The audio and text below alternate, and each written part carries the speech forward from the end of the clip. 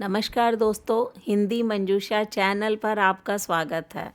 चलते हैं कहानी मंच की ओर। आज की छोटी सी कहानी जो कि जीवन के प्रति हमारा दृष्टिकोण बदल सकती है। कहानी का शीर्षक है बांटा दिल का बोझ। आधी रात की खामोशी थी। चारों तरफ सन्नाटा पसरा हुआ था। माँ सुषमा की नींद अचानक टूटी।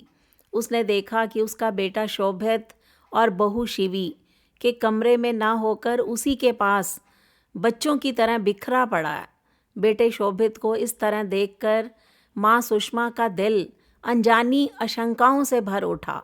वह धीरे से उठी, बेटे के सिर के नीचे तकिया सरकाया, उसके बालों को सहलाने लगी। क्या बात है बेटा, तू आजकल बहुत उदास सा रहता है? माँ सुषमा ने धीमे स्वर से बेटे शोभित को पूछा। बेटे ने आंखें आधी खोलकर करवट बदली, माँ के करीब सिमट आया, बोला कुछ नहीं माँ, सब ठीक है। पिछले महीने पति की मृत्यु के बाद सुषमा खुद भी ठीक से सो नहीं पाती थी। रातें बस अधूरी नींद और जागरण में कट रही थी। ऊपर से बेटे की बेचैनी सुषमा को खाए जा रही थी। उसने फिर से पूछा, अगर तू मेरे पास आकर सो जाता है तो बहू तुमसे नाराज़ नहीं होती? नहीं माँ, बेटे ने बात को टालते हुए कहा और माँ की गोद में सर रख दिया। माँ ने बगल में रखे तांबे के लोटे से थोड़ा पानी पिया। बिस्तर पर लेटने की बजाय दीवार से टिककर बैठ गई। बोल ना बेटा, आखिर तेरे दिल में क्या है? तेरी यह तड़प देखकर मेरी बेचैनी और बढ़ जाती है। बेटा अब सोने का नाटक नहीं कर पाया। उसने माँ सुषमा का हाथ पकड़कर अपने सीने पर रख लिया।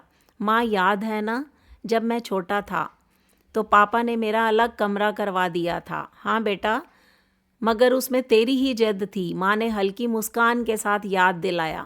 सही है माँ, लेकिन उस वक्त जब मैं सो जाता था तो आप चुपके से मेरे कमरे में चली आती थी, मेरे सिर पर हाथ फेरती थी, कई बार वहीं मेरे पास सो जाती थी।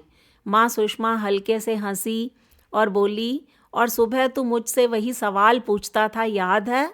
हाँ माँ, पूछता था, क्या आप पापा से नाराज़ हैं? बेटे शोभित ने भर्राई हुई आवाज़ में कहा। माँ मुस्कुराई, और तुझे ऐसा क्यों लगता था? क्योंकि मैं आपको हमेशा पापा के साथ देखना चाहता था। बेटे शोभित की आंखें नम हो उठी। माँ ने झुककर शोभित का माथा चूम लिया और बोली, बेटा उसी तरह मैं भी चाहती हूँ कि तू हमेशा बहू के साथ रहे। बेटे शोभित ने धीमे स्वर में कहा कि माँ, अब पापा को अकेला छोड़कर मेरे पास क्यों आ जाया करती थी? तो माँ सुषमा ने कुछ पल चुप रही, फिर बोली, क्योंकि मुझे डर लगता था कि तू अकेले कमरे में डर ना जाए।